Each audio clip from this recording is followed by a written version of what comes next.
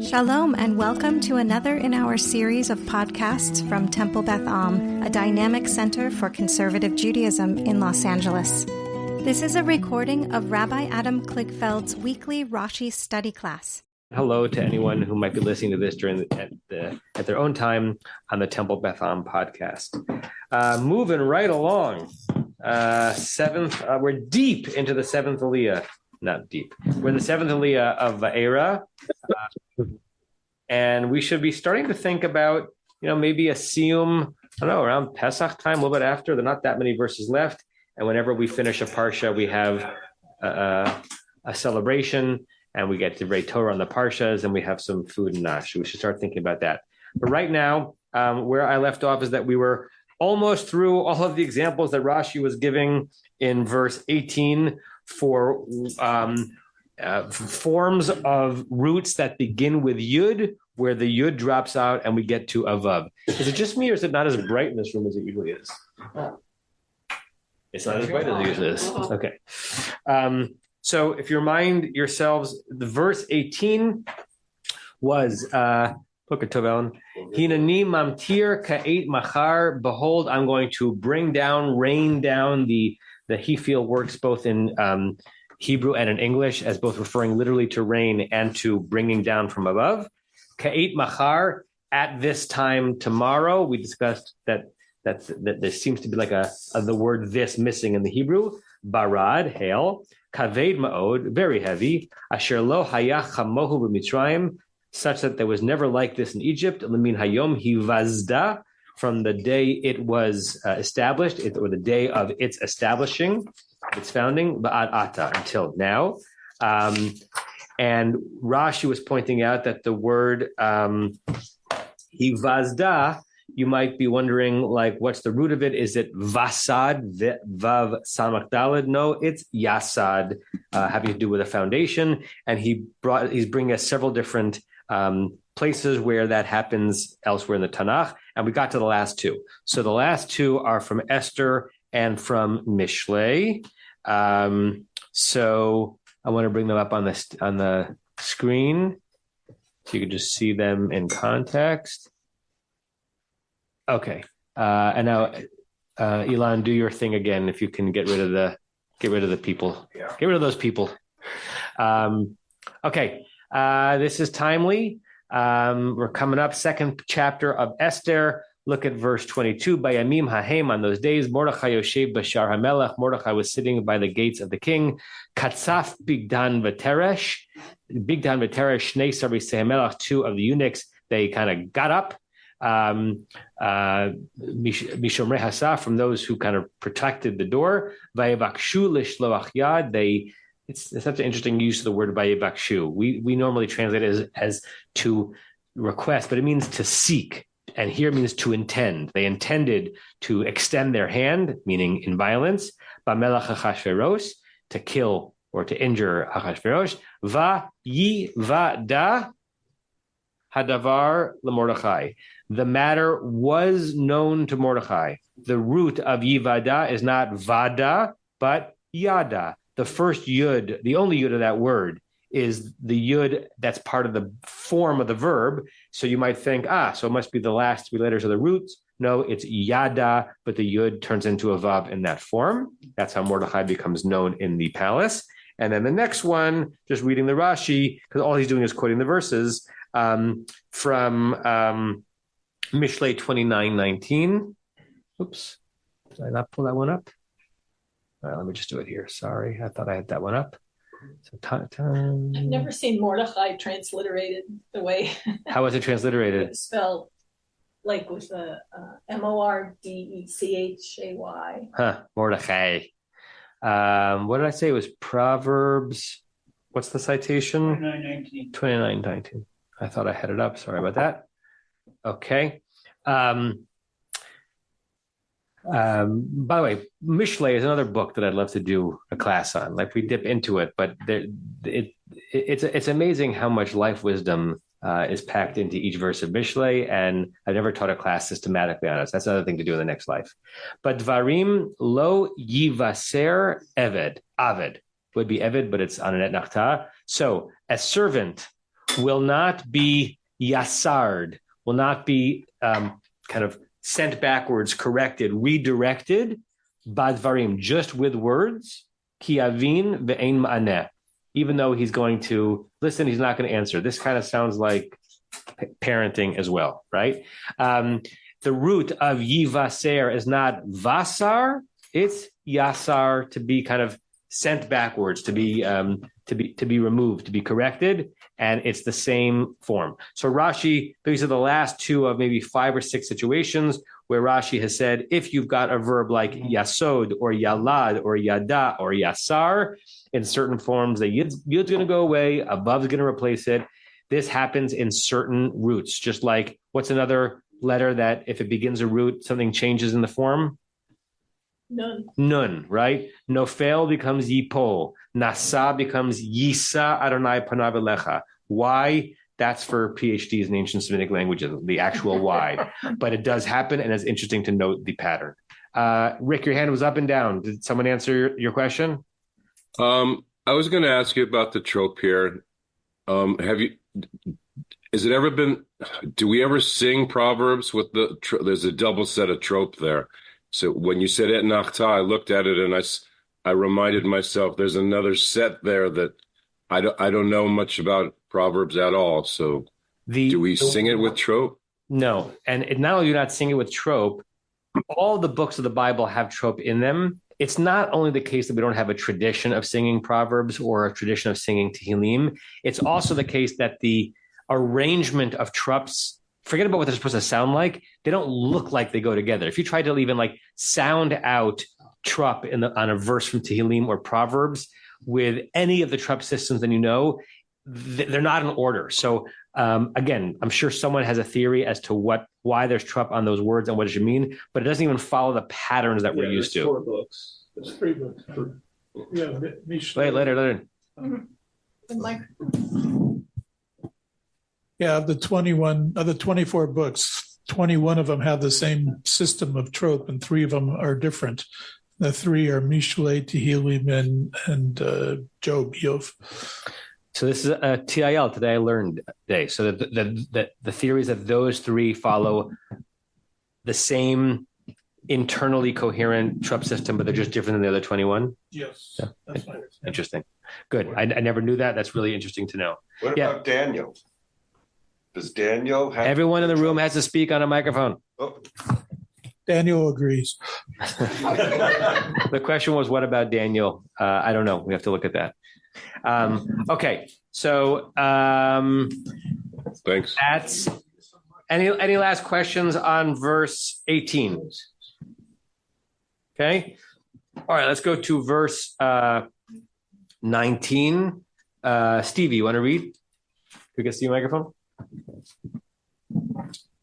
Va'ata shalach ha'ez as mikinecha ve'ez kol asher lecha b'asadeh kol ha'adam v'ha'behema asher yimatzeh b'asadeh v'lo yi'asef ha'baita v'yarad alehem ha'barad v'amezu. Okay, as you're translating, this is a great verse to show the many different ways that the word vav, that the letter vav can be used in the same verse with entirely different syntactical impact. Okay.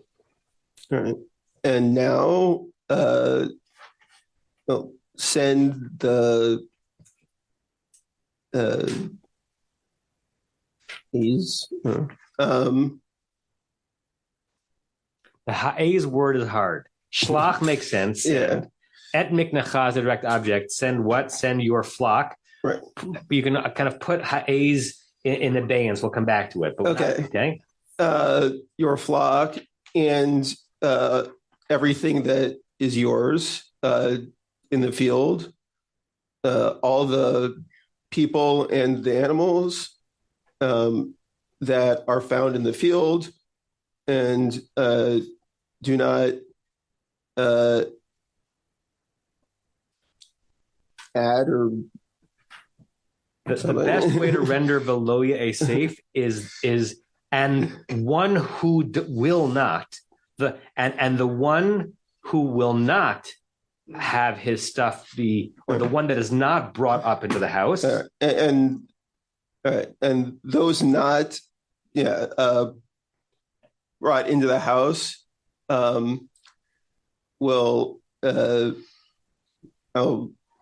rain down on them the hail, and they will die. Good. Okay. To remind you, Moses isn't actually saying this to Pharaoh yet. This is God still. We've been doing this for like weeks, still telling Moses what he wants to say to Pharaoh. It's a very long introduction. Okay. So we know the basic information. Hail is coming. I'm warning you.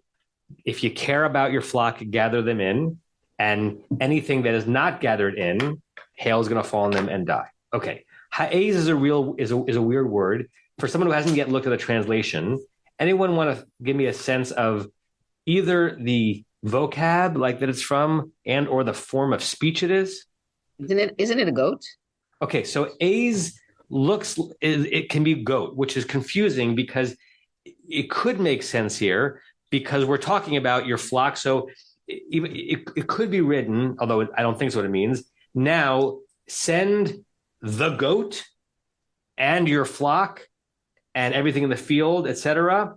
So it's tempting to read it that way because that's one of the things that "az" means. Probably not what it means here. Anyone else?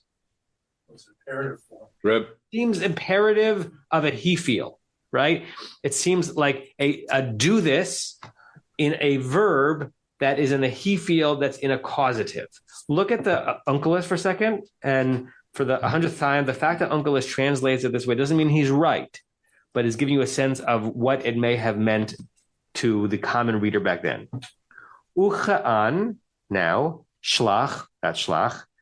Knosh, what does knosh mean? To enter in, to gather in. Knosh et be'ircha. So Unkelist is reading ha'ez as a verb, that the shlach is like not the actual verb of the action. It's now go do this. What am I going to ask you to do? Gather in all of your flock. Biyat kol di lach bechakla, everything you have in the field. Kol anasha uvi'ira, both people and animals. The ishtakach bechakla, that are found in the field. You know the word chaklaut is agriculture, so same root. Velo yitkanesh leveta. So look what Unkelist does. He takes the verb ha'ez in the first part of the verse, right, and he takes the verb ye'asef in the second half of the verse. Ye'asef clearly means to be gathered in, because that's what an asefa is. And he translates them, Unkelist, with the same Aramaic word, meaning it's the same thing. Anything that is not gathered in, then hail is going to fall on his head and die. So if we read that back into the Hebrew, ba'atat, now, shalach, kind of gather yourself, ha'ez et miknacha, gather in your flock and everything that belongs to you into the field, both human beings and animals that are in the field. If anything remains in the field or is not brought into the house, hail will fall on them and die. Okay, so that's how Unkelist reads ha'ez. I saw Rick's hand and down. I saw Renee's hand and down. I was going to ask you to look at Unkelist, so thanks. You're welcome. And Renee? I'm a little perplexed by Everett Fox because he says send, and then he has the word in parentheses. Give refuge to your livestock and all that is yours in the field. Refuge is refuge. Yeah. All men and beasts who are found in the field who have not been gathered in the house, the hail will come down and they'll die. Yeah. So this is a verse that's hard to translate because it's not 100% clear what to do with ha'ez. So on the screen, I'll show you. Is this one? Yeah, this is Everett Fox. So now that's the atah. Right. The reason he puts the word in there is because he's trying to make sense of the reason why he puts the word in there is because he's trying to make sense of what the word shlach is doing in the verse. Because the ha'ez is the action verb as to what Pharaoh is being told to do. Go gather. So what's the shlach? So he says, send word, meaning go dispatch the message. Send word, that's the shlach. Give refuge, that's the ha'ez, to your livestock and to all that is yours in the field. So he's basically agreeing with Unkelist, but you'll see that not everyone agrees with that. So look how JPS translates it. Therefore, order your livestock and everything you have in the open. JPS kind of elides it because he turns the word shlach ha'ez into one command, order your livestock in. It's not clear how JPS is specifically translating ha'ez. Under shelter. No, it continues on with. Yeah, they just put it out of order. Just change the order. Safaria does the same way as what you just read. Faria is JPS. A Koran, send therefore now and gather thy cattle. So that's very similar. Mitsuda, now send word. So Mitsuda is the same thing as Everett Fox, and gather shelter your livestock and all that you have in the field. I've got Silverman here. One Can second. I give you Silverman? Rick, Okay. please, 1 second. Larry, are you there? And do you want to share R.A. Kaplan's translation and or? Yeah. I got altar first, if you don't mind. Yeah. Altar is, look, I'm about to I'm sorry.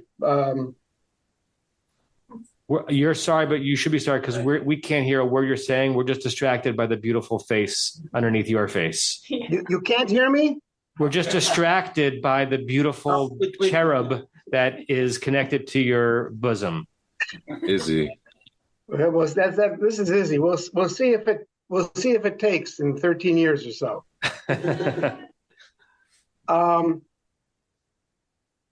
And now send, gather in your livestock and everything you have in the field. Should I continue the second half? That's altar. Yeah, but that's turns it kind of into a gerund, gathering. Okay, yeah. And R.A. Kaplan says, find it for me. Now send word and make arrangements to shelter your livestock and everything else you have in the field. Izzy's reading. It's so sweet. Like you put that book in front of, and they're just like, I don't know. I wasn't expecting R.A. Kaplan to say that. Okay, good. Yes. Now, Rick, share with us Silberman.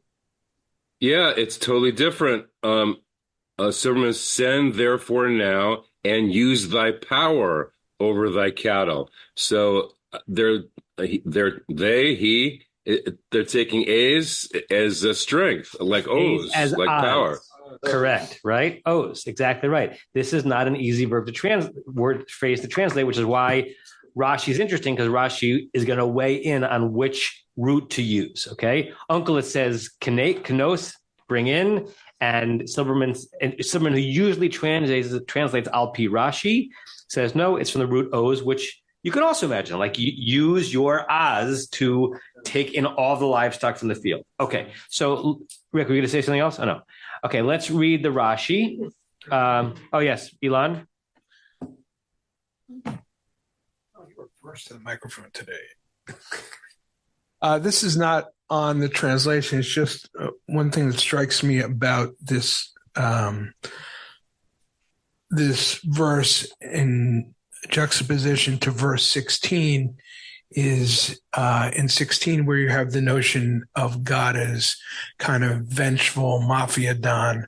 Here you actually have God as the merciful God that it's easy to love and respect, right? God's saying, hey guys, heads up, there's going to be a massive hail and you should bring all your people and all your livestock inside so that they don't get harmed. It's still going to happen. It's kind of like the Israelis going into Gaza and saying, hey, we're coming in, heads up, do the right thing to protect yourselves, right? So I really it makes me feel better as compared to 16.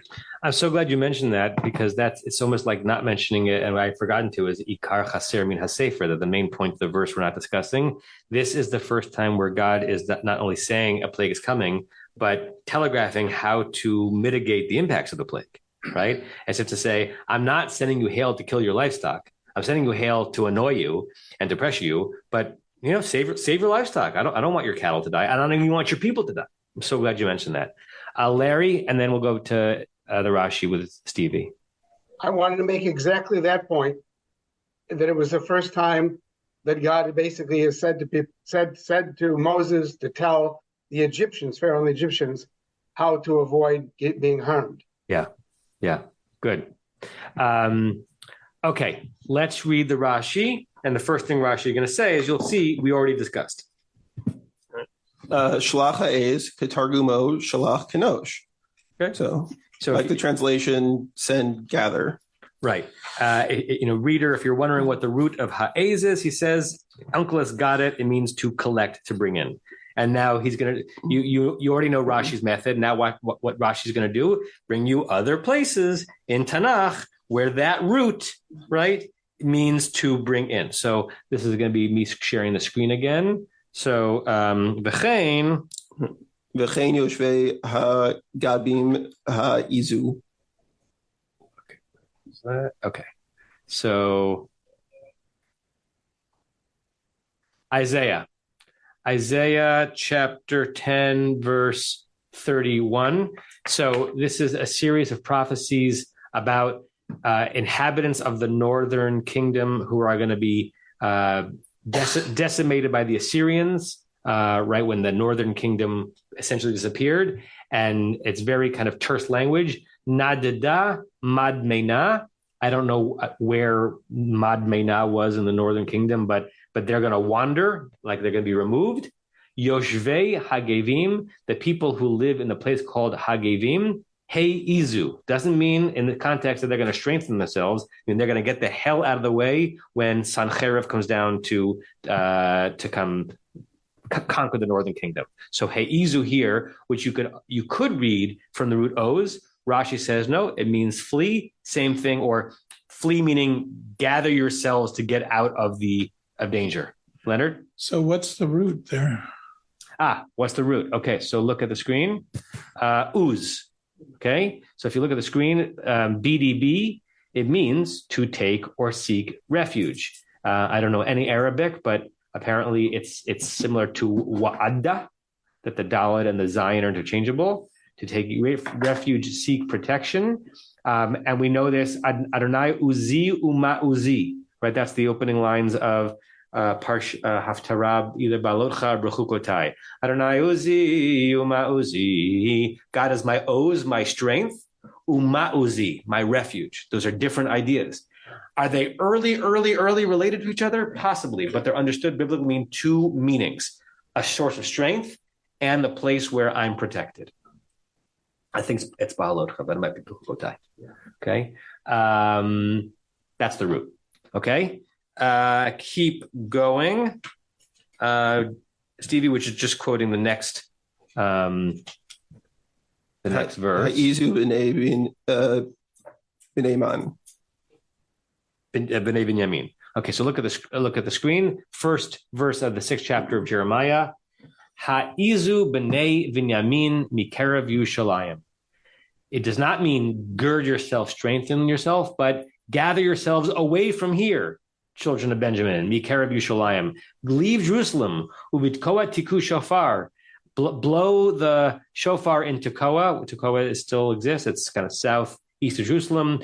The Al Beit HaKerem, and this it's now in modern neighborhood in Jerusalem. Beit HaKerem. Se'u mas'eit. Send up a signal, mitzafon v'shever gadol, because a great disaster is coming up. So the ha'izu here has to do with taking refuge. So Rashi gives 2 verses to kind of prove his point. Okay. Lara, is your hand up again or still?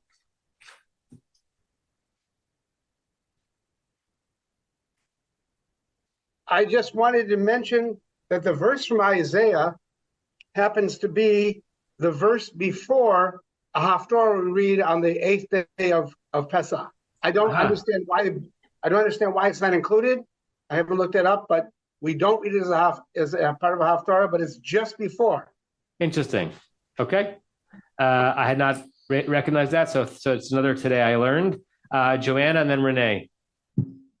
So it's so interesting, the meanings that we're discussing for this root and the examples that have been brought, and that the commentators seem to be connecting it to the root Kaf Nun Samech. I'm looking ahead to verse 20 and noticing like an unusual turn of phrase in verse 20, Henis et avadav, right? From the shoresh nous, to flee, right? So a sense of causing to flee, which to me feels a little bit closer to what ha'ez means in this context. And it's just interesting to me that 2 of the 3 letters of the root are shared, and no one has picked up on trying to draw a parallel to what actually happens in verse 20. You mean comparing lahanis and lahachnis? No, that no one, because verse 19 seems to be like the direction of what should happen. And then verse 20, it actually happens. And in verse 20, we have the word henis. So to me, like, it's just interesting that no one is connecting ha'ez to henis because... Right. Well, Onkelos is connecting it implicitly because Onkelos translates henis also as kanash. So Onkelos, in the span of 2 verses, translates the verb ha'ez as knosh, translates ye'asev as yit kanash, and translates henis as kanash. So he's saying it's all the same word.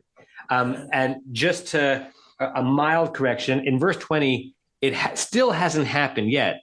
It's still part of God telling Moses to tell Pharaoh that if it doesn't happen, or if it happens this way, this will happen. But we're not yet in action. We're still in the prediction, as far as I can understand. Okay. I saw Renee's hand, and then Barry, and then Marshall, and then Leonard, and then Joel.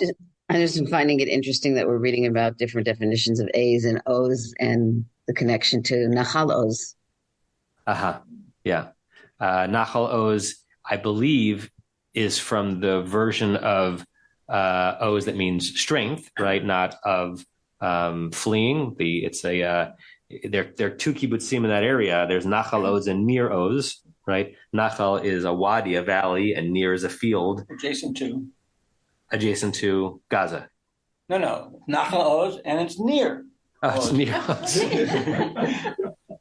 Well done. Barry, then Marshall. Nir Oz, nice. So combining these different themes into the current context in Israel. Initially spread out, gather. The strength is together. Come in, gather shelter together. That's what's happening now, and there's that strength. Now, when in the next phrase in 20, they're fleeing into the gather from being dispersed, hurrying to be gathered in. That's where the strength is. Great. Marshall? When Larry read the translation of altar, he stopped in the middle. And if you look at the text itself, there's like an et nachta there. But the way altar translates it is quite interesting to me. Okay.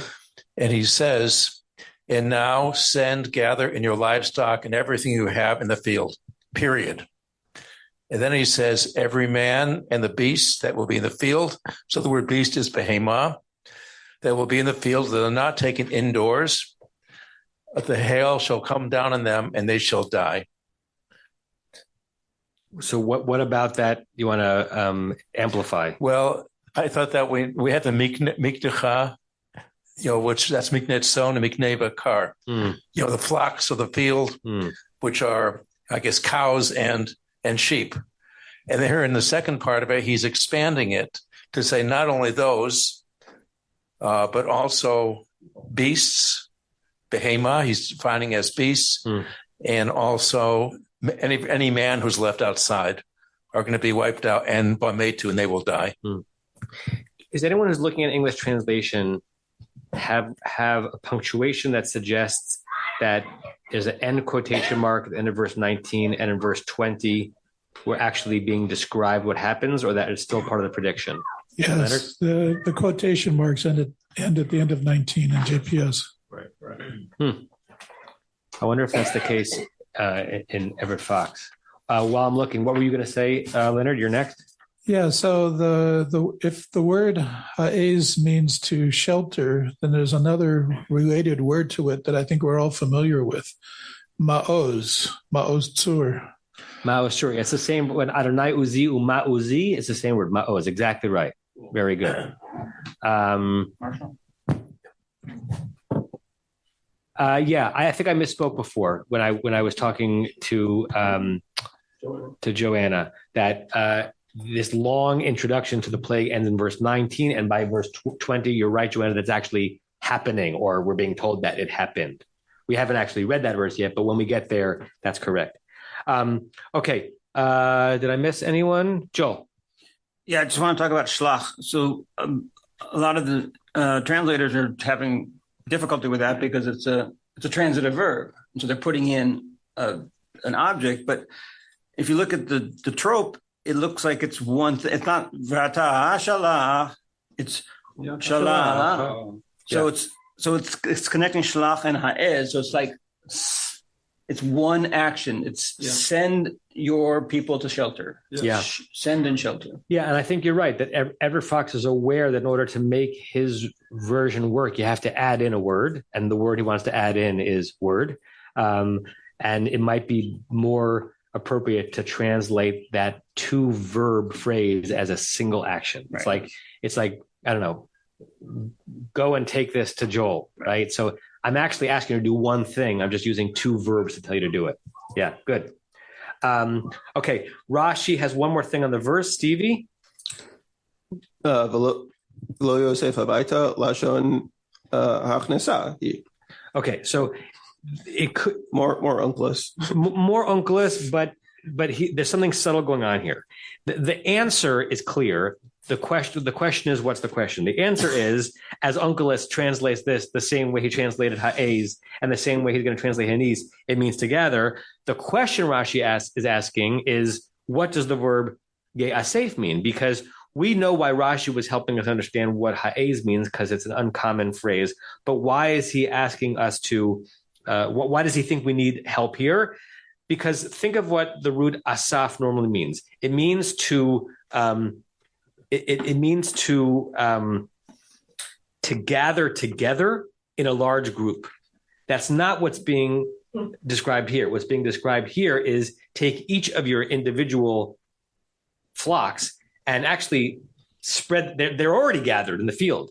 You're actually being asked to spread them out and bring them into individual places of refuge, which is in some ways the opposite of Hayasef. So Rashi says, I know you think that Asaf normally means to come together. One of the super commentaries says normally Hayasef is lekabtzam yachad, kibbutz, to bring them all into one place. But here that's not what's happening. It's actually hachnasa, bring them into individual places. And one of the super commentaries gives another biblical, kind of does the work that Rashi normally does, but doesn't do explicitly here. And it's Deuteronomy chapter 22:2. I want to put it onto the screen. Where are you? Okay. So we're in Parshat Ki Tetzei, and we're talking about different obligations you have. So you're starting in verse 1. Lo tired shor achicha o etzeo nidachim b'hitalamت mehem. If you see the ox or the goat or sheep of one of your brethren and they're wandering, do not turn away from them. Hashev tishivein lachicha, you have to return them. This is the basic obligation of hashavat avedah. You must return a lost object. It's not just a nice thing to do, it's a mitzvah. V'im lo karov achicha elecha, if your brother is not near to you, v'lo yidato, and you don't know him, v'asafto el toch beitecha. That does not mean make a gathering of many of the animals. It's not an asefa like you have at camp before shacharit, right? It's put that one animal that you found into your house, hold him, give him refuge until you can find his owner. So Rashi is saying it's a similar idea, but it's not the same idea. And asaf can mean everybody gather together, and asaf to mean you go gather yourself into that spot and take refuge. It's the second one that it means here. We may not have needed Rashi to say that, but Rashi thought we did. Barry. No, I'm just agreeing. Okay. I agree with Rashi. Rick, Larry, and then Stevie.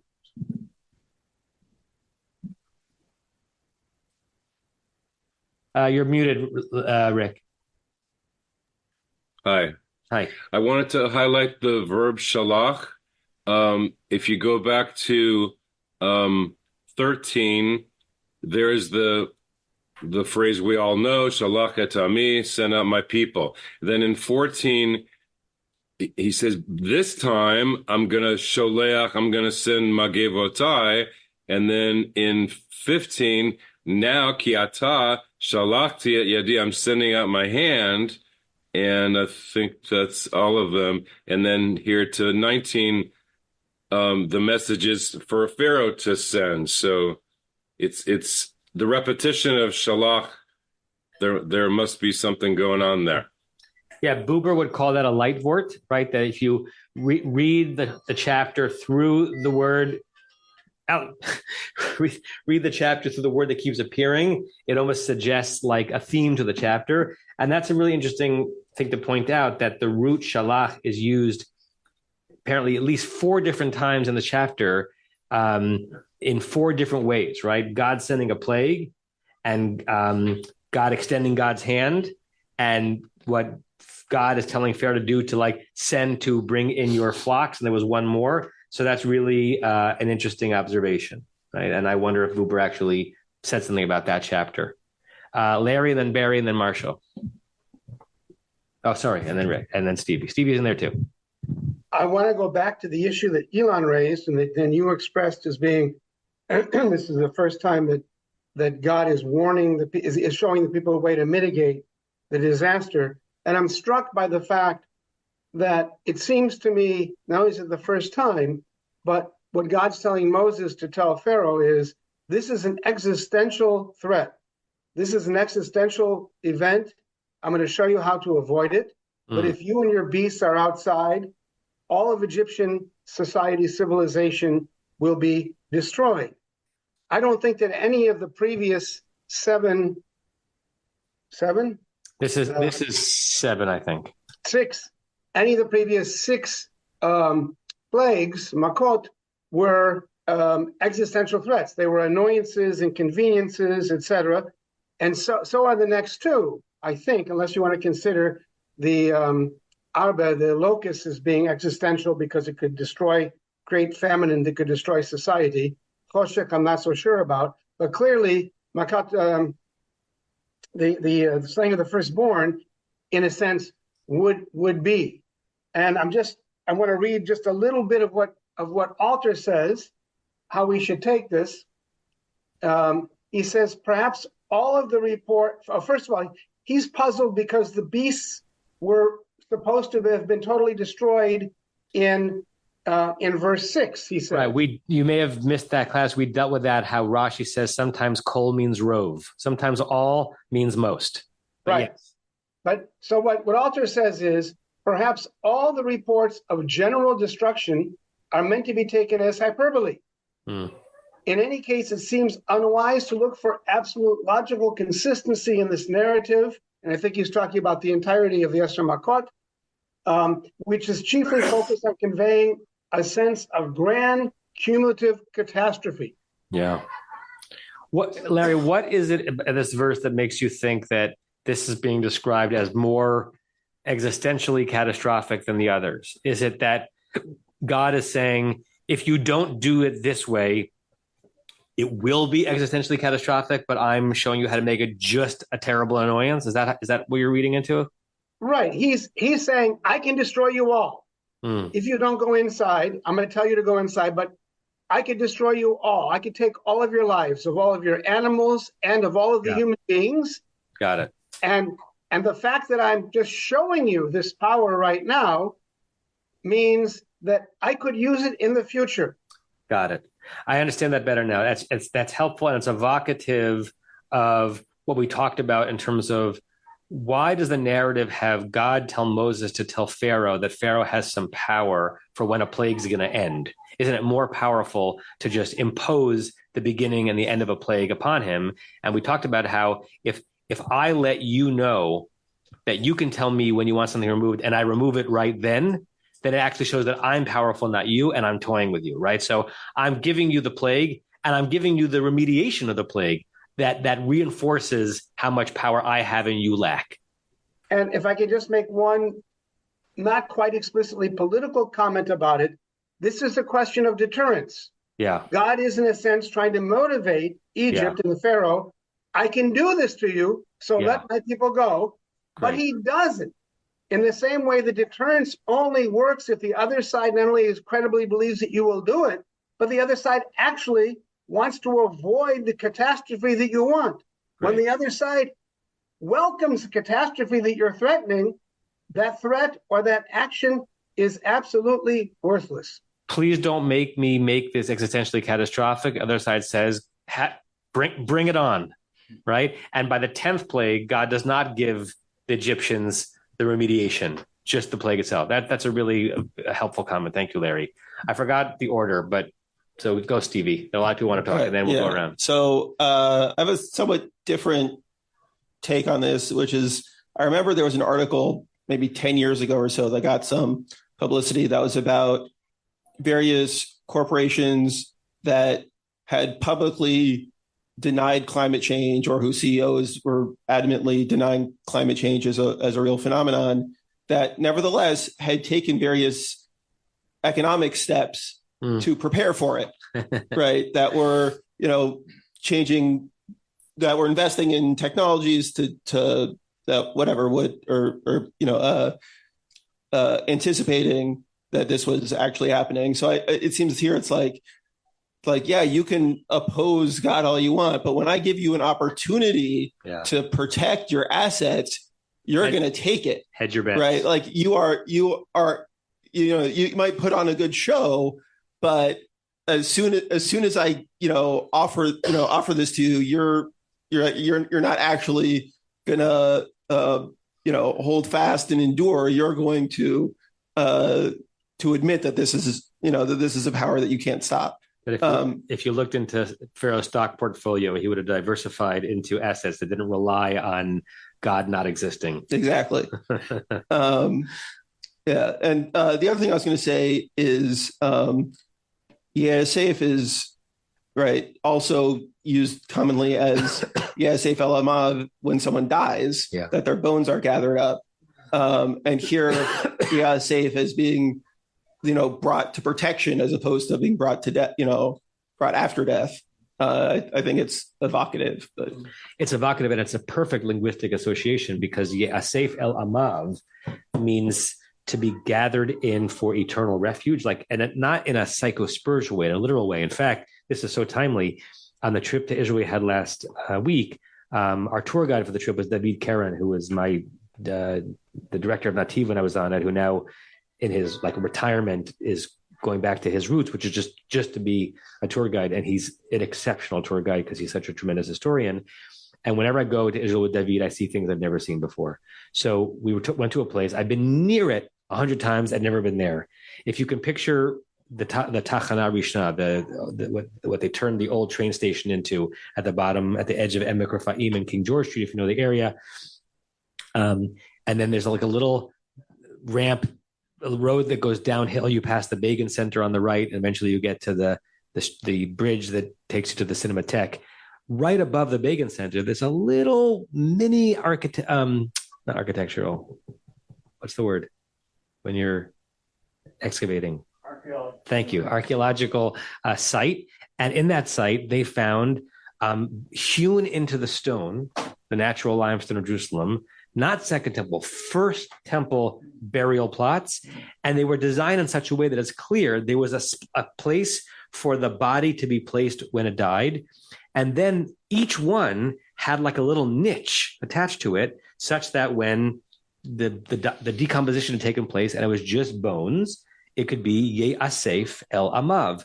The bones would be gathered up and put in that niche where all the other bones of family members. And in the niche, they found bones of several different people to suggest that they were eventually all put in there once they were just bones. So that is exactly this use of Le'asef. It's not to gather everyone together, but to take this one and put it in a place of small refuge. Same exact idea. Let's go around. Leonard, I know Barry's hand was up. Marshall, go ahead, Leonard.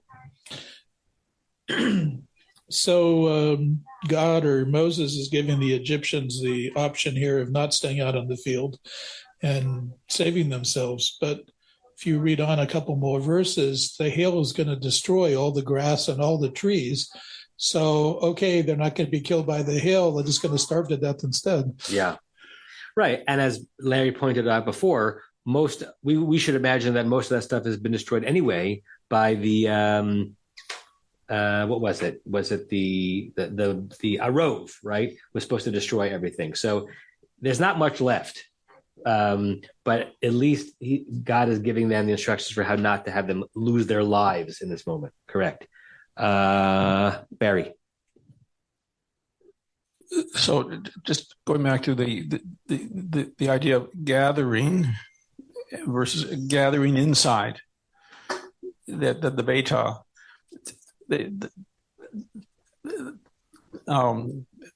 being dispersed, animals, flocks, people gather all inside. That's where the strength is, not just random gathering. And I'm again applying that to our current phenomenon, and that as a whole, Yehudim to gather ourselves inside. Great, Rick, your hand is up. Yeah, I just wanted to add to along the lines of Rove is different from Kol. So we're talking about all the destruction. I did read ahead, I'm sorry, but in 31 and 32, it tells the different grains, the different vegetation, that some of them weren't all smitten. Okay, so the wheat and the spelt weren't smitten, for they weren't grown up yet. So maybe the cows can eat that stuff after it's all done. Just saying. Okay, we'll say it again when we get there. Marshall. Going back 5 minutes to Rick's focus on the word, on the shoresh, shin lamed chet, to me it was interesting that if you look at the Sepharia translation of unculus. The Sepharia translation of unculus, okay. Right, okay. Now into Yiddish, right? Into Yiddish, right. Now send, and then in brackets, word. So now send word and gather, shelter your livestock. Okay, and the word and in the biblical text itself, the shin has a shava under it. Mm-hmm. In contrast, what Rick was referring to is shalachet ami, where you have two patachim in the word. I'm not sure there are two patachim in the command form. Shalachet ami? Yeah, I think it's always shalach. I forgot why. I don't think in imperative. No. It would be in PL shaleach, but I think in Pa'al, I think it's shlach, like Parshat Shlach Lecha. It's not Parshat Shalach Lecha. I'm pretty sure. Shalach et ami via Abduni? Sorry, yeah. It's Shalach, Rebbe. 13. The end of 13. The end of 13.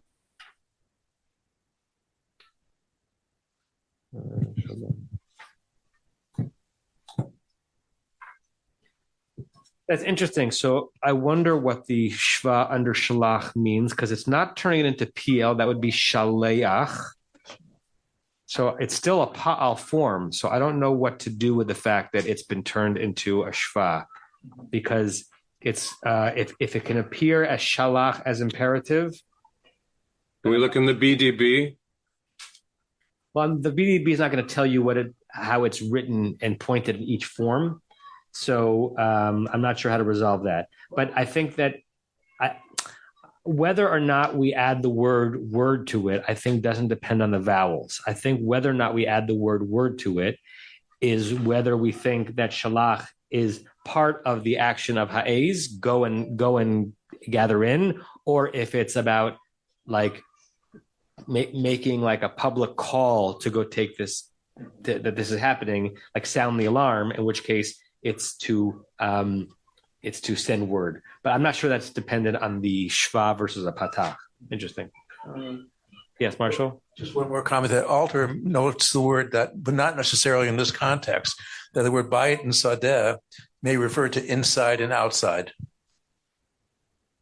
Yes, mibayit umichutz titzapenu from Noah's Ark. That mibayit can mean an internal thing, and also from the tabernacle. Yeah, Stevie said also from the tabernacle. All right, Barry. Last comment that I want to go to the next verse. Yeah, Marshall. It's interesting. You're looking at in 13 is shlach et ami, and the one we're looking at here is where I lost it is what's shlach ha'ez. Shlach ha'ez. Now that so they're different. Now that I think about it, the presence of the shva makes me think that anyone who wants to read shalach as being its own verb, as being and adding the word is reading it wrong. What do we know? Because the reason why it's shlach lecha, not shalach lecha, is because the lecha is added onto it. So it's as if it's one word, and therefore the first syllable is shortened. So it's almost as if this is written as if there were a hyphen between shlach and ha'ez, and the verb is shlach ha'ez, like shlach lecha, as if it's mean, send forth and gather. There isn't a hyphen, and it's two trups, but that's what the shva under the shin is inviting me to think about. Leonard? According to this book here, the shulach with the shva is kal. Kal or kal? It's, pa'al. Oh, kal, kuf lamed, yeah. It's also cool. And shalach is pl. Shalach is pl in the imperative, not shaleach? That's correct. I learned a lot today. I'm surprised by that. I'm surprised that PL, certainly in modern Hebrew, I think it would be shaleach as the imperative of the PL form. But I trust that. I trust that. And the other thing that I found interesting is that this is one of the very rare verbs that actually appears on all 7 binyanim. Oh yes. All right. Now, since you went there, let's just see what BDB says about this. Okay, well, I'll share the screen. So, shalach, send. Go away.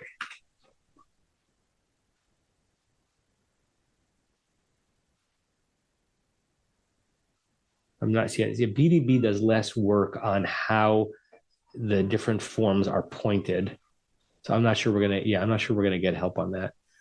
Okay, interesting. Okay. If what you said is correct, then the previous thing that I said holds less water. Because that would mean that it's always imperative of shalach pa'al with a shva underneath the shin. Let's add a verse because we've been on this verse a long time. Rebecca, you want to read verse 21? Verse 20, excuse me.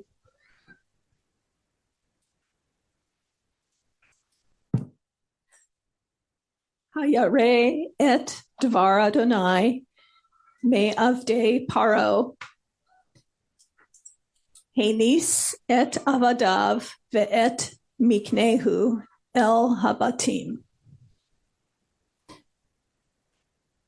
He feared the word of God. Try it as the one who. The one who. Okay. The one who feared the word of God from the servants of Pharaoh.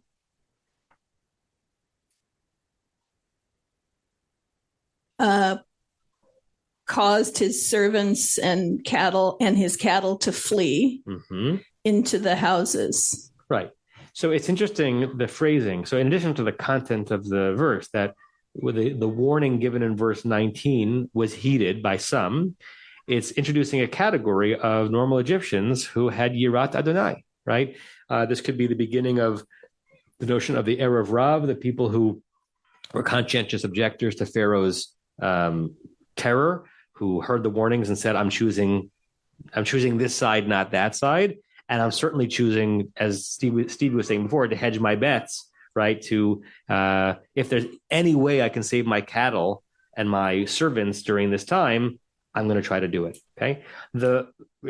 We already kind of anticipated this. The one word in the verse that Rashi is going to say anything about is that word henis, that third root in two verses that basically means the same thing. It's the he feel of the verb lanus. Lanus means to flee, right? So lehenis, it's hard to do that in one verb in English because we'd have to turn it into to cause to flee. Can I think of a good one word verb in English? The he feel of to flee.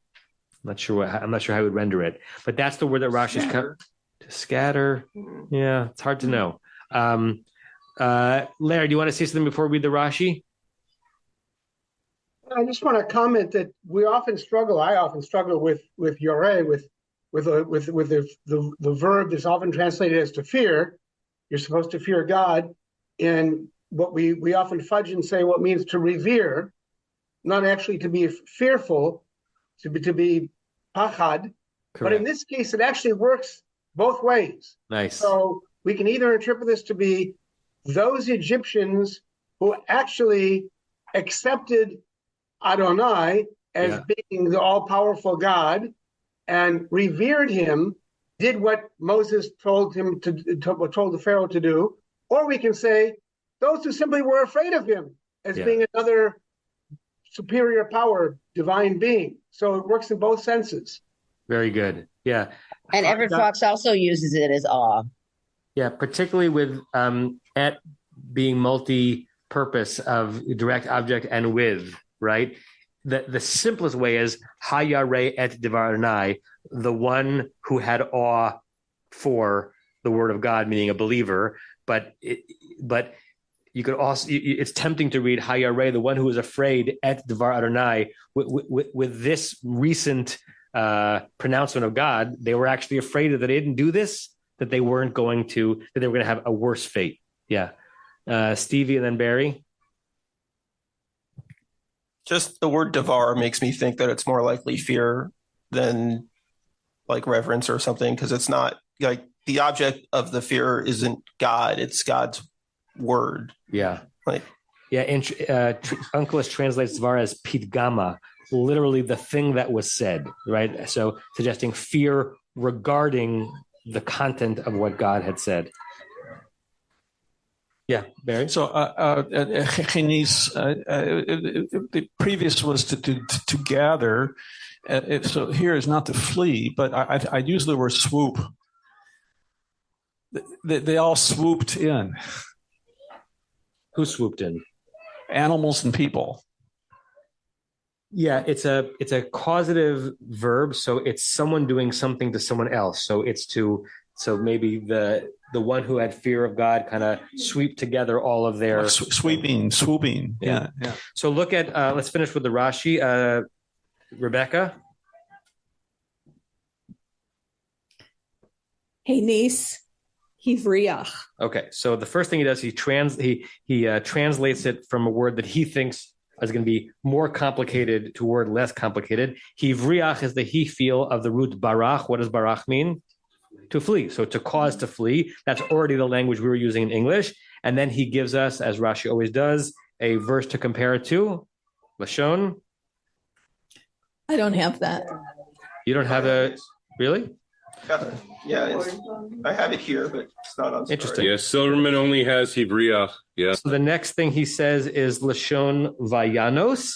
It's the language of Vayanos. Look back in chapter 4, verse 3 of Shemot. So you all have Shemot, you get it. This is the initial encounter by the burning bush. And this has to do with God showing to Moshe some of the tricks that Moshe is going to have in his back pocket to show God's power, right? Vayomer hashlichehu arza. This is, God said, cast down the rod to the ground. Vayashlichehu arza. Moses cast it down. Vayihil nachash. It became a snake. Vayanos Moshe mepana. He fled in fear. He was taken aback, literally taken aback. So there, Vayanos means to flee in fear. Rashi says here, anyone who was afraid of what would happen if he didn't do it caused their animals and the servants to flee in fear, right? Same idea, so that they would be protected. Okay, hivriach. Larry, you get the last word? Yeah, since you mentioned the onkelos, so can you just tell us what sense the dachil is of? Is it awe or fear? I mean, yes, in the ancient language, they're sort of interchangeable. So the ambiguity remains. I think so. Let's just see how Jastrow translates that word, and then we'll end. 1 second. Okay, so Jastrow on dachal.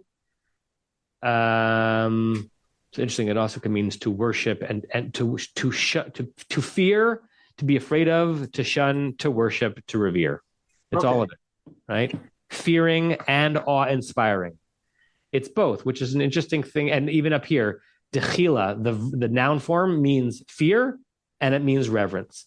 So built into the ancient notion, the notion of fearing and reverence in the ancient world were one and the same, right? Or at least they were related to one another. All right, so we'll pick up next week in verse 21, which Rashi is quiet about, but I have an interesting Ibn Ezra for you when we get there. You have been listening to another in our series of podcasts from Temple Beth Am, a dynamic center for conservative Judaism in Los Angeles. If you enjoy these podcasts, we invite you to write a review on the Apple Podcast site or wherever you get your podcasts. For more information about Temple Beth Am Los Angeles, go to tbala.org.